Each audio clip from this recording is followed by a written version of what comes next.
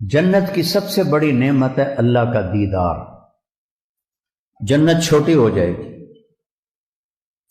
جب اپنے جنات عدن یدخلونہا ومن صلح من آبائہم وازواجہم وذریاتہم والملائکۃ یدخلون علیہم من کل باب سلام علیکم بما صبرتم فنعم عقبی الدار۔ یہ میں نے کسی اور جگہ سے پڑھی آیت کہ اللہ ان کو نیک لوگوں کو جنت میں داخل کرے گا، ساتھ ماں باپ، ساتھ بیوی، ساتھ بچے، ساتھ اگلی نسل بھی، اور سب کو ٹھکانوں پہ بٹھا کر فرشتوں سے کہے گا جاؤ انہیں سلام کرو۔ تو چاروں طرف سے فرشتے آئیں گے، سلام علیکم سلام علیکم سلام علیکم۔ وہ کہیں گے یار تو اسی فرشتے ہو کہ سانو کیوں سلام کر رہے ہو؟ وہ کہیں گے بما صبرتم، جو فیصلہ بعد میں صبر کیا تھا نا، آج اس کے بدلے میں آپ کے رب نے کہا ہے کہ ہم آپ کو سلام کریں، تو وہ لاکھوں کروڑوں فرشتے سلام کریں گے۔ اے نہیں آج گارڈ آف آنر ہو رہے تھے، کل فائدے پھندے تے چڑھے ہوئے، یہ سلام نہیں، صحیح سلام۔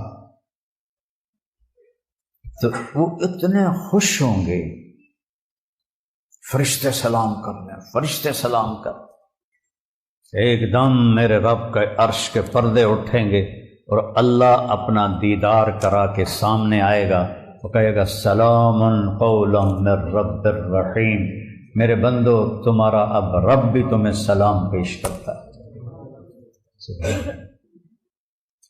تو 30ویں پارے میں نا ایک جگہ اللہ نے بڑا خوبصورت بیان کیا ہے جنت کی نعمتوں کا، ان للمتقین مفازا، بہت بڑی کامیابی ہے تقوی والوں کی، حدائق و اعنابا، عالی شان باغات ہیں، انگوروں کے گچھے ہیں، وقواعب اترابا، ایسی تعریف حور کی پورے قرآن میں نہیں ہے جو یہاں تعریف کی ہے، اور پھر وہ نعمت بیان کی ہے جو پورے قرآن میں نہیں۔ جنت کی سب سے بڑی نعمت ہے اللہ کا دیدار، اللہ سے گفتگو۔ اللہ تعالیٰ میدان مزید میں سارے جنتیوں کو اکٹھا کرے گا اور وہاں پر مجلس لگائے گا۔ ایمان والے مرد اور عورتیں تو یہاں ہوں گے، حوریں محلوں میں ہوں گی، وہ یہاں نہیں ہوں گے، وہ اپنے محلوں میں اللہ کو دیکھیں گے۔ ابھی تک کسی نے اللہ کو نہیں دیکھا سوائے ہمارے نبی کے، تو اللہ فرمائیں گے میرے مہمان آئے ہیں، میرا وفد آیا ہے، کھانا کھلاؤ۔ تو جب وہ کھانا کھائیں گے تو کہیں گے جنت کا کھانا تو کچھ بھی نہیں ہے، جنت کا کھانا۔ پھر اللہ کہے گا انہوں نے کھانا کھا لیا ہے، پانی پلاؤ۔ وہ ایسے ڈرنک ہوں گے مشروب کے سلسبیل کا چشمہ بھی انہیں حقیر لگے گا۔ پھر اللہ کہے گا پھل کھلاؤ، وہ پھل ایسے لذیذ ہوں گے کہ جنت کے پھلوں کو کہیں گے یارو تو کچھ بھی نہیں۔ پھر اللہ کہے گا اب میرے دیدار کے لیے آیا، انہیں جوڑے پہناؤ، جوڑے۔ اب جوڑا پہننے کے لیے بھائی کہتے لوگ کئی جوڑا تبدیل کرنا ہے نا، دنیا میں ہم کیا کرتے ہیں ڈریسنگ روم میں جا کے کپڑے بدلتے ہیں، باہر سین میں تو نہیں کھڑے ہو کے کپڑے بدلتے۔ تو اب یہ اتنا بڑا لاکھوں کروڑوں اربوں کا مجمع ہے، مرد عورت، اللہ کہے گا کپڑے پہناؤ۔ تو کیا خیال ہے آپ کا کہ اگلے اتاریں گے اور دوئے پہنائیں گے؟ نہیں، ایک امر ہوگا اور اگلے کپڑے غائب ہو جائیں گے اور نئے کپڑے جسم پہ آ جائیں۔ سبحان اللہ۔ اور وہ کپڑے کدھر گئے؟ واشنگ مشین کوئی نہیں، غسل خانہ کوئی نہیں، صابن کوئی نہیں، تولیہ کوئی نہیں، صرف کوئی نہیں، تو وہ کپڑے کدھر گئے؟ وہ اللہ کے علم غیب میں غائب ہو گئے اور نئے کپڑے جسم پہ آ گئے۔ پھر اللہ فرمائے گا خوشبو لگاؤ، تو ایک ہوا چلے گی، اس کا نام ہے مسیرہ۔ میرے نبی نے فرمایا وہ ہوا تمہیں اتنے سلیقے سے خوشبو لگائے گی کہ تمہاری بیوی بھی ایسے نہیں لگا سکتی۔ تو جب یہ سب کچھ مکمل ہو جائے گا تو اللہ فرمائیں گے میرے مہمانوں نے کھا بھی لیا، پی بھی لیا، پھل بھی کھا لیے، کپڑے بھی پہن لیے، خوشبو بھی لگا لی، ہاں میرے بندو کوئی وعدہ باقی ہے جو پورا نہیں ہوا؟ کہیں گے نہیں یا اللہ سارے پورے ہو گئے۔ ان کو بھلا دے گا کہ ابھی تو دیدار ہونا ہے، تو کہیں گے یا اللہ سارے پورے ہو گئے. اللہ کہیں گے نہیں، ایک وعدہ باقی ہے. وہ کہیں گے یا اللہ وہ کون سا؟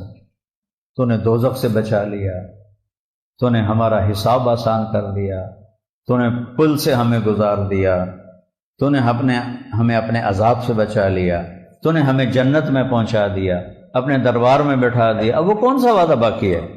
کہے گا ان لکم عند اللہ موعظہ یرید ان ینجزکموہ. نہیں میرے بندو بندیو، ایک وعدہ اب باقی ہے جو پورا ہونے لگا ہے. اللہ کی آواز آئے گی رضوان، جنت کا بڑا فرشتہ، وہ کہے گا لبیک ربنا وسعدیک. اللہ کہے گا ارفع الحجب بینی و بین عبادی و زواری. اٹھو اور میرے بندوں کے درمیان پردے ہٹا دو، میرے بندے مجھے دیکھیں، مجھ سے بات کریں. تو اللہ کو کیسے دیکھیں گے؟ ان دو آنکھوں سے نہیں. یہ جو باڈی اس وقت ہے 6.25 فٹ کی، 6 فٹ کی، اس میں 10 کھرب سیل ہیں، 10 کھرب، اور ہر سیل میں ہر عضو بننے کی صلاحیت موجود ہے.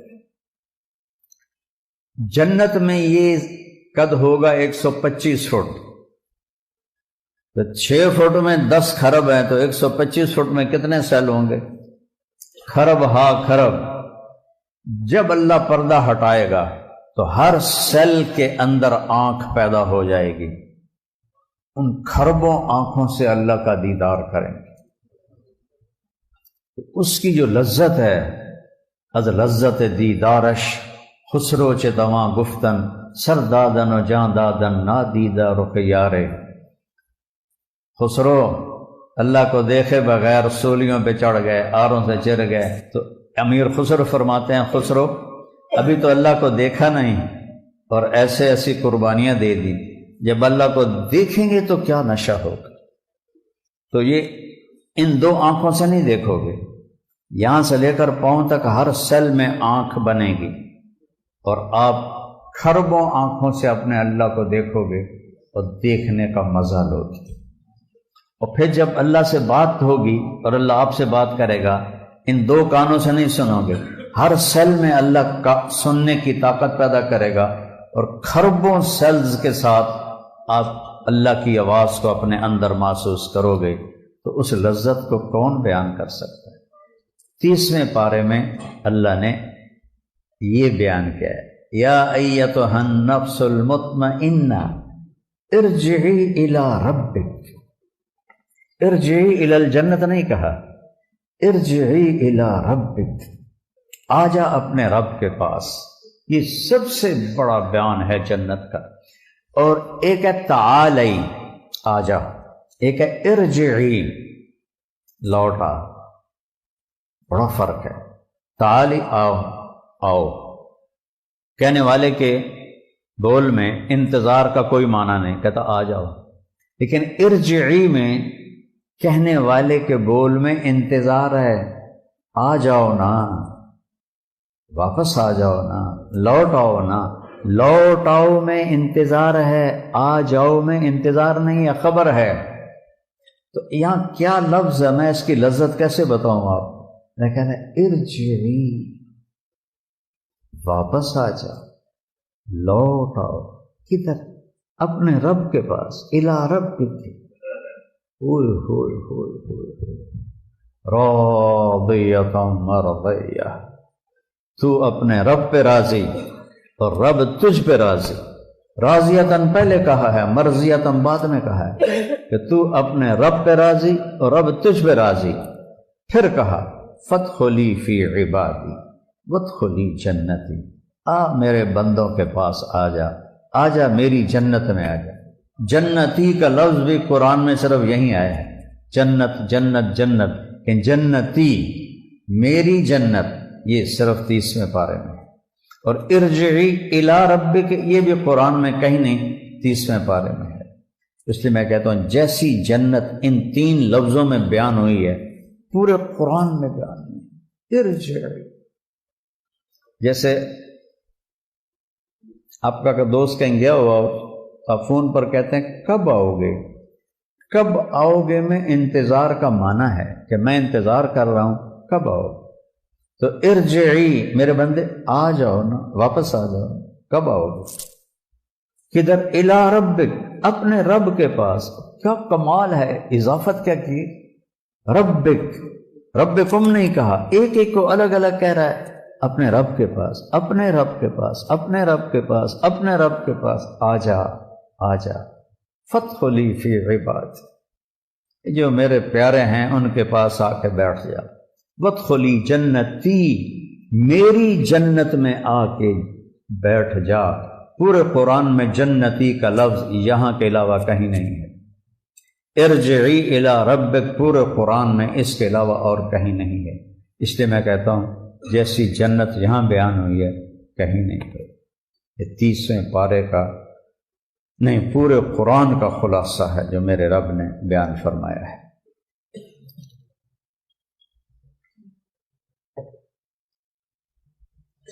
تو میرے عزیزوں، میرے بھائیوں، رمضان رخصت ہو رہا ہے، تو ان 2-3 راتوں میں اپنے اللہ کو راضی کر۔ میں کہتا ہوں سب سے آسان ہے اللہ کو راضی کر، آسمان تک گناہوں کو پہنچا دے، آدھی زبان سے کہہ دے یا اللہ معافی، تو اللہ کہتا جاؤ معاف کر دے۔ ایسا رب کہیں دیکھا ہے؟ تو بھائیوں، ان بچوں سے بھی کہتا ہوں، اپنے آپ کو بھی کہتا ہوں، سارے دوستوں سے کہتا ہوں، اپنے اللہ سے صلح کر، اپنے اللہ کو منا لیں کہ زندگی کے معراج ہی یہ ہے کہ اللہ راضی ہو جائے، اور جب ہم دنیا سے جا رہے ہوں تو اللہ یہ کہہ رہا ہو، ارجعی الی ربک راضیۃ مرضیہ فادخلی فی عبادی وادخلی جنت۔ اور کوئی مشکل نہیں ہے، آپ اندازہ لگاؤ، چھوٹی سی زندگی کے لیے کتنا تھکتے ہیں ہم لوگ، چند سالوں کی ضرورت کے لیے کتنے پاپڑ بیلتے ہیں، اور جنت جیسی دولت، اللہ کی رضا جیسی دولت۔ یہ دیکھو، میں تمہیں مثال دیتا ہوں، اس کو دیکھنا،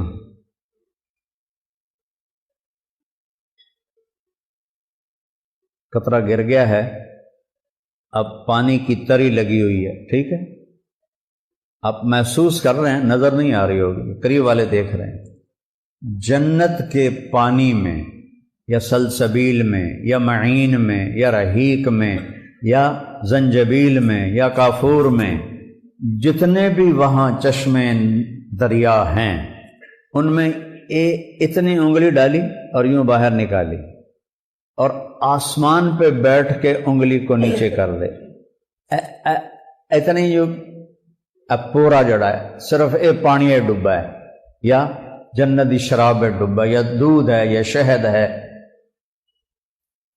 آسمان پہ بیٹھ کے یوں کر دے تو پورے 7 بر اعظم میں خوشبو پھیل جائے گی۔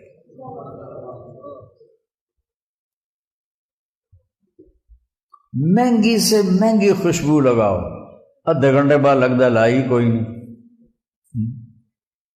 ناک جو ہے وہ ناک کے جو سینسر ہیں وہ اس کے عادی ہو جاتے ہیں تو پتہ ہی نہیں چلتا، دوسروں کو پتہ لگتا ہے کہ اس نے خوشبو لگائی، اپنے آپ کو پتہ ہی نہیں لگتا۔ تو یہ ایک قطرہ کسی بھی پانی کا، شراب کا، شہد کا، دودھ کا، آسمان پہ بیٹھ جائے، آسمان آج تک کسی نے نہیں دیکھا، اتنا اونچا ہے، تو 7 بر اعظم اور ساری کائنات میں خوشبو پھیل جائے گی۔ تو اللہ نے کیا گھر بنایا ہے، کیسا بنایا ہے۔ اور جنت الفردوس والے وہ خوش قسمت ہیں جن کو اللہ صبح بھی دیدار کرائے گا، شام بھی دیدار کرائے گا۔ باقی جنتیوں کو جمعہ ہوگا، ہر جمعے، لیکن جنت الفردوس والے صبح بھی شام۔ اور میرے نبی نے فرمایا اللہ سارے جنتیوں کو دیدار عام کرائے گا اور ابو بکر صدیق کو دیدار خاص کرائے گا۔ کیا ماں نے جنیا۔ تو چلو بھائی، اللہ ہمیں بھی جنت الفردوس کے کسی کھوڑ چھوڑے بڑھا دے، کم از کم صبح شام اللہ کا دیدار تو کریں، چونکہ اس کے سامنے تو جنت بھی کچھ نہیں ہے۔ کیا کرنا ہے؟ 5 نمازیں قضا ہو گئی، بعد میں پڑھ کے اس کی حاضری لگوا دو، ناراضگی ختم۔ سال کے بعد 30 روزے جو یوں گزر جاتے ہیں، سال کے روزے 30، زکوٰۃ 2.5%، بنی اسرائیل کی زکوٰۃ 10% تھی، 100 میں 10 روپے، ہماری 100 میں 2.5 روپے۔ ان کی زکوٰۃ غریبوں کو نہیں دی جاتی تھی، پہاڑ پر رکھی جاتی تھی، آگ آ کے جلا دیتی تھی، غریبوں کو اپنے اصل مال سے دو۔ ہماری زکوٰۃ غریبوں کو دی جاتی ہے، ان کا بھی کام بنتا ہے۔ 2.5%، 2.5% کیا چیز ہے؟ اور وہ مالداروں پر ہے، ہر ایک پر نہیں ہے۔ حج مالدار پر ہے، غریب پر نہیں ہے۔ پیچھے رہ گئے صرف 2 کام، 5 نمازیں، 30 روزے۔ اور روزے میں بھی معافی ہے، بیمار ہے تو بعد میں رکھ لے، مسافر ہے تو بعد میں رکھ لے، اگر معافی نہیں ہے تو وہ نماز ہے، نماز میں کوئی معافی نہیں ہے، ہاتھ جوڑ کر نماز نہ چھوڑو۔ اگر 1446 ہجری 1400 ساڑھے 1400 سال میں کسی کو نماز معاف ہوتی تو میرے نبی کے نواسے امام حسین علیہ السلام کو کربلا میں معاف ہوتی۔ میں قربان جاؤں اہل بیت پر کہ اتنی خوفناک حالت، ایسی کیفیت کے لحاظ سے ایسی جنگ کبھی نہ ہو جس میں 17 آل رسول ذبح ہوں۔ 17 آل رسول، کیا بدبخت لوگ تھے جنہوں نے نبی کی نسل کو ذبح کر دیا، اور پھر کم بختوں پہ جہاں ان کی ہڈیاں ہیں وہاں بھی اللہ ان پر آگ جلا کے رکھے کہ نامرادوں نے گردنیں کاٹ دی، نیزوں پہ چڑھا دی، کوفے لے جا رہے ہیں، پھر شام لے جا رہے ہیں، وہ بغیر تو عزت سے دفن تو کر دیتے۔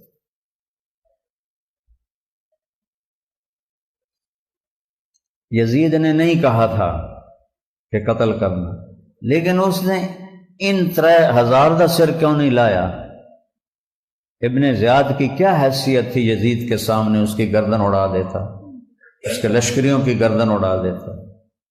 اس بدبخت نے ایسا کوئی قدم نہیں اٹھایا، اس لیے وہ مجرم ہے کربلا، اور اس کے سامنے میرے نبی کی اولاد کے سر گئے، اور اس کو غصہ نہیں آیا، اور اس نے ان کو بلا کے ڈانٹا تک نہیں کہ یہ تم نے کیا کیا ہے میرے سامنے، نبی کی بیٹیاں کھڑی کر دی۔ ایسی خوفناک حالت میں امام حسین نے نماز نہیں چھوڑی، تو انہوں معافی مل سکتی؟ دسو نہ چھڑ، نماز نہ چھڑ۔ اس کے بعد ایک حدیث سناتا ہوں، دنیا و آخرت بن جائے۔ میرے نبی نے فرمایا 4 کام کر لو، دنیا بھی تمہاری آخرت۔ صدق و حدیث، ہمیشہ سچ بولنا، جھوٹ نہ بولنا۔ اللہ نے جھوٹوں پہ لعنت کی ہے، فنجعل لعنت اللہ علی الکاذبین، ظالموں پہ لعنت کی ہے، کافروں پہ لعنت کی ہے۔ اذن مؤذن لعنت اللہ علی الظالمین، لعنت اللہ علی الکافرین، کافروں پر، ظالموں پر، جھوٹوں پر اللہ نے لعنت کی ہے۔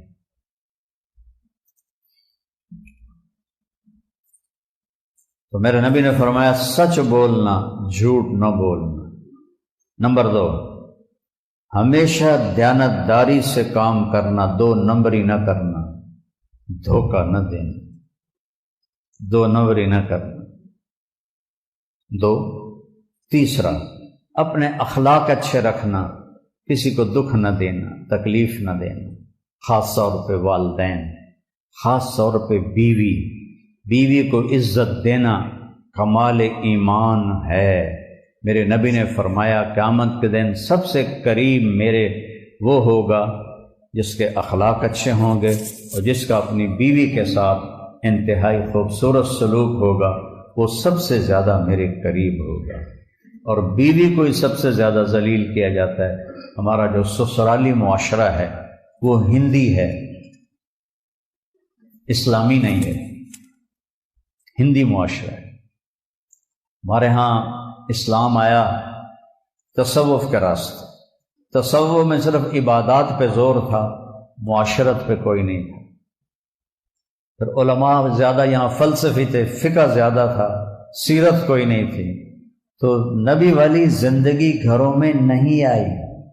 گھروں میں اب بھی ہندی زندگی ہے، ہندی معاشرت ہے۔ اس لیے لوگ اپنی بیٹیوں کو کس محبت سے پالتے ہیں، اور سسرال والے اس کا تیا پانچا کر کے رکھتے ہیں۔ کوئی خوش نصیب ہوتی ہے جس کو اچھا گھر مل جاتا ہے کہ خامند بھی محبت کرتا ہے، ساس بھی، سسر بھی محبت کرتے ہیں، ورنہ وہ ان کے تیروں کا شکار رہتی ہے اور ان کے تانے سن سن سن ڈپریشن کی مریض ہو جاتی ہے۔ کہیں اس کا الٹ بھی ہوتا ہے کہ لڑکی اتنی بدتمیز ہوتی ہے کہ گھر کو جلا دیتی ہے۔ یہ کیس ہیں لیکن تھوڑے ہیں، زیادہ کیس ہیں کہ سسرالی معاشرہ بہت ظالم، بہت ظالم، آنے والی کی عزت کوئی نہیں۔ جو بیٹی دے دے یار، پیچھے کچھ رہ گئے۔ ایک لڑکا میرے پاس آیا، کہا جی مولانا میری بہن کو اس کے شوہر نے گھر بھیج دیا ہے، جب فریج لے کے آ تا میرے گھر آویں نہیں تنا۔ میں کہا پتر میں تنوں لے دینا فریج، پر میرا دل لے آئے کہ وہ فریج میں اس نامراد دے سرے چ مارا کہ انہوں پتہ لگے کہ کسی دی بیٹی دی کی قدر ہوندی۔ ایسے درندے بیٹھے ہیں، لسٹیں بھیجتے ہیں بچی والوں کو، اے دیو اے دیو اے دیو اے دیو۔ ایسے گھر میں کبھی بیٹی نہ دینا۔ پھر دوسرا ظلم ماں باپ کرتے ہیں، خامد بدتمیز ہے، نہیں ٹھیک ہوگا طلاق لے لو۔ ساس سسر بدتمیز ہیں، نہیں بدلیں گے طلاق لے لو۔ کیوں اپنے جگر جان کو برباد کرتے ہو؟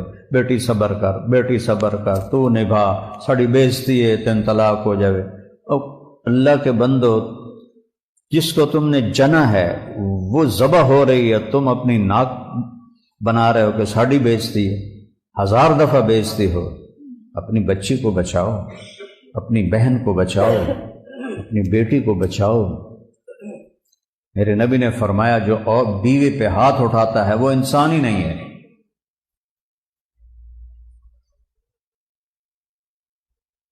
تو بیویوں سے اچھا سلوک کرو، بیویوں سے کہتا ہوں خامدوں سے اچھا سلوک کرو دونوں۔ میرے نبی نے کہا سب سے بہترین وہ ہے جو بیوی سے اچھا سلوک کرے، اور فرمایا سب سے بہترین عورت وہ ہے جو خامد سے اچھا سلوک کرے، دونوں کو برابر کیا۔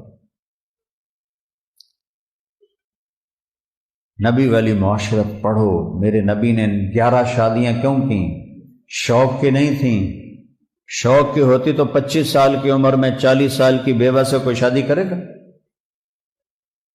یہ میرے شاگرد بیٹھے ہوئے ہیں، ان کے ماں پیو پکڑ لیں، چلا 40 سال دی بیوہ شادی کر، انشاءاللہ ایسی دوڑ لاوے گا کہ ساری زندگی ماں پیو نے شکل ہی نہیں دکھاوے۔ اور میرے نبی نے 40 سال کی 2 دفعہ بیوہ ہوئیں، ان سے شادی کی، اور 25 سال ان کے ساتھ گزار لیے۔ جب 50 سال کی عمر ہوئی تو پھر 10 شادیاں کی۔ فرمایا میں نے جہاں شادی کی اللہ نے کہا میں نے شادی کی، میں نے خود نہیں کی، اللہ نے کہا۔ کیوں؟ زندگی سمجھانے کے لیے، زندگی سمجھانے کے لیے۔ ام عائشہ چھوٹی عمر کی تھی، آپ ان کے پاس کھانے پر بیٹھتے، نوالا ان کے منہ میں ڈالتے محبت کی وجہ۔ ایک نوجوان میرے پاس آیا، کہا جی میری بیوی سے بڑی لڑائی ہوتی ہے، مجھے کوئی تعویذ دو کہ وہ سیدھی ہو جائے۔ میں کہتا ہوں میں سچی دسا، بیوی تے کوئی تعویذ اثر نہیں کرتا، بھاویں تو شیخ عبد القادر جیلانی کو بھی تعویذ لے آوے نا بیوی تے کوئی تعویذ اثر نہیں کرتا۔ کہنے لگا پھر کیا کروں؟ میں کہا وہ کرو جو میرے نبی نے کیا۔ کہا کیا کیا؟ میں نے کہا جب بھی کھانے پر بیٹھو 2-3 نوالے اس کے منہ میں خود ڈال دیا کر۔ کہا اس سے کیا ہوگا؟ میں کہا وہ مڑ تو ویکھی کی ہوئے گا۔ کچھ 8-10 دن گزر گئے، اس کا فون آیا ویسے ہی حال پوچھنے، مجھے اپنی بات یاد آ گئی۔ میں نے کہا وہ میری بات پہ عمل کیا تھا؟ آندا جی نہیں کوئی نہیں۔ میں کہا کیوں؟ کہ شرم آندی۔ میں کہا لڑدیاں شرم نہیں آندی؟ عورت بیچاری کمزور، اس سے لڑنا بھی کوئی مردانگی ہے؟ شرم کی بات تو یہ ہے کہ تم ایک کمزور سے لڑتے۔ میں کہا چل دوپہر کا وقت ہے، اسے لقمہ کھلا پھر مجھے فون کر۔ تو عصر سے پہلے اس کا فون آیا کہ مولانا صاحب کمال ہو گیا۔ میں کہا کیا ہوا؟ کہ میں نے ایسے جو نوالا اس کے منہ میں ڈالا تو اس کا منہ ایسے ہو گیا، وہ چباونا بھول گئی، اور کہنے لگی اے تو آپ تو کر نہیں سکتا، تینوں کہیں پٹی پڑھائی؟ تو وہ کہنے لگا مجھے مولانا طارق جمیل نے پڑھائی۔ تو کہا اس نے ایسے اپنی چولی اٹھا لی اور دینے لگی مجھے دعائیں، میرے بچوں کو، میرے گھر کو۔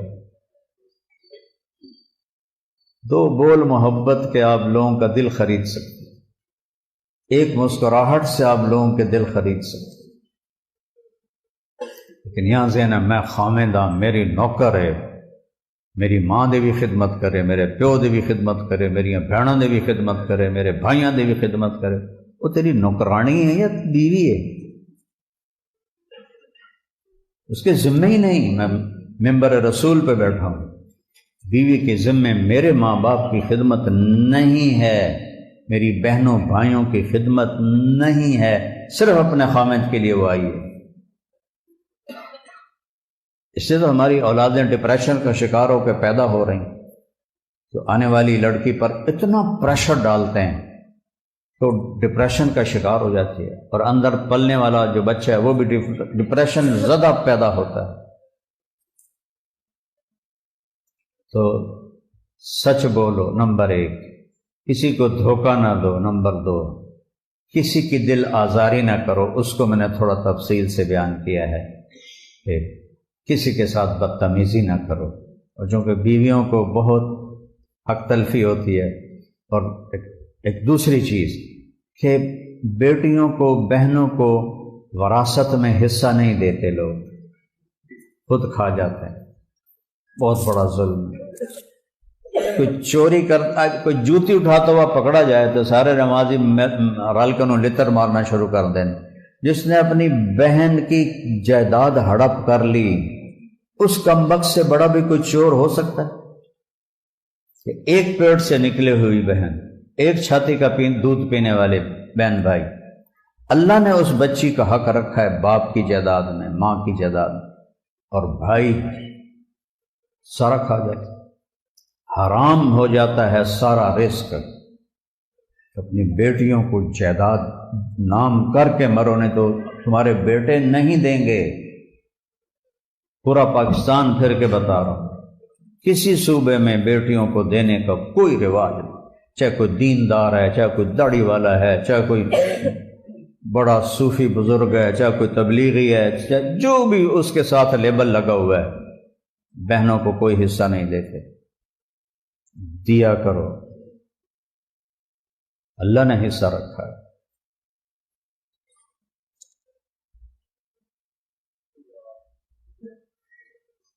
اور چوتھی بات فرمائی عفت فی طعمۃ، رزق حلال کمایا کرو، رزق حلال۔ اور کیا خوشخبری سنائی، جو صبح سے شام تک رزق حلال کماتا ہے اس کے اس دن کے سارے گناہ معاف ہو جاتے ہیں۔ کیا کمال ہے، جو صبح سے شام تک رزق حلال کماتا ہے اس کے اس دن کے سارے گناہ معاف ہو جاتے ہیں۔ یہ 4 کام ہو، 5 نمازیں، 30 روزے، زکوٰۃ فرض ہے تو وہ، حج فرض ہے تو وہ، اس کے بعد 4 کام، سچ بولنا ہے، جھوٹ نہیں، دیانتداری سے معاملہ کرنا ہے، دھوکہ نہیں، دو نمبری نہیں، اخلاق اچھے رکھنے ہیں، کسی کو ذلیل نہیں کرنا، گالیاں دینا، ذلیل کرنا، یہ انسانیت نہیں۔ چوتھا رزق حلال کمانا ہے، تو اتنی بڑی آخرت جنت بن جائے گی۔ اور پھر اس میں اتنی گنجائش ہے، یہ ہو جائے 19 کوئی غلطی ہو جائے تو اللہ کہتا آ کے توبہ کر، میں معاف کر دوں۔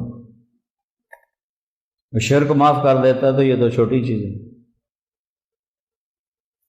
تو سارے بھائی اس کے ارادے کرو، اور آپ مختلف جگہوں سے آئے ہو، یہاں اسماعیل مسجد تبلیغی مرکز ہے، وہاں جایا کرو جمعرات کو، اور مہینے میں صرف 3 دن تبلیغ میں لگا لیا کرو، صرف 3 دن۔ آپ کی زندگی آہستہ آہستہ آہستہ آہستہ ادھر سے ادھر ہو جائے گی، پوری زندگی بدل جائے گی، صرف 3 دن لگے گا۔ تو نیت کرتے ہو سارے انشاءاللہ؟ کسی سے لڑے ہوئے ہو تو معاف کر دو، کوئی آپ سے ناراض ہے تو معافی مانگ لو، کسی سے تم ناراض ہو تو جا کے معاف کر دو، تاکہ یہ روزے جو رکھے ہیں یہ قبول ہوں، ورنہ قبول نہیں ہوتے۔ اور عید سے پہلے روزے کی زکوٰۃ ادا کرو۔ تو ادا تو گندم سے بھی ہو جائے گی، لیکن اگر آپ کو اللہ نے وسعت دی ہے تو کشمش کے لحاظ سے آپ اپنے روزے کا فدیہ دو، صدقہ دو، تو غریب کا گھر عید اچھی گزار لے گا، آپ کو دعائیں دے گا۔ تو اللہ کو سخی سے پیار ہے، سخی سے محبت ہے۔ بخیل سے اللہ دوستی لگاتا نہیں، اور سخی سے اللہ دوستی توڑتا نہیں۔ اللہ کے سامنے